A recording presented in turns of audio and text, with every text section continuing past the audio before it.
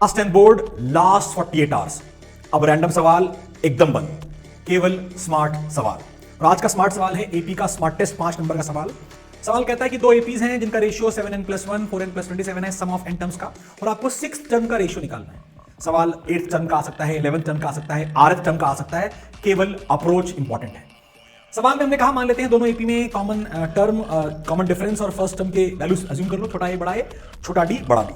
Now what is the sum of n terms का formula? Sum of n terms का formula आप देखिए ध्यान से, ये फॉर्मूला होता है और ये आपको ये दे रखा है। बेटा आपको सबसे पहले दिखाई दे रहा है कि n/2 ने n/2 को मार दिया, n/2 ने n/2 को मारा स्टेप में, और साथ देखो बेटा मैं यहां से 2 निकालने को बोल रहा हूं, ऊपर से भी और नीचे से भी। यहां तो निकल गया, जब 2 यहां नहीं था तो निकालते समय, कॉमन निकालते समय वो डिनोमिनेटर में आ गया। Very important. अब है इंपॉर्टेंट खेल। खेल क्या है? खेल बोलता है भाई यहां तक तो पहुंच गए, बट पहुंचना कहां तक है?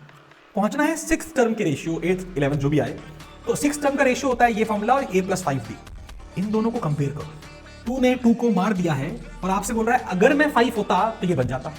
तो आपने क्या करना है, n-1/2 को 5 रखना है। तो n-1/2 को अगर आप 5 रखोगे तो n की वैल्यू क्या आ जाएगी? 11। n की वैल्यू क्या आ जाएगी? 11। तो यहां तो ये हो गया सीधा सीधा a+5d अपॉन में a+5 कैपिटल D, लेकिन n को वहां 11 रखो तो 7 11 जा 77 प्लस 1 इज 78 अपॉन में 4 11 जा 44 प्लस 27 इज 71। तो 78/71 इज द रिक्वायर्ड रेशियो। सवाल इंपॉर्टेंट है और अगर आपको समझ में आया तो बताओ 11th टर्म का रेशियो क्या होगा। All the best.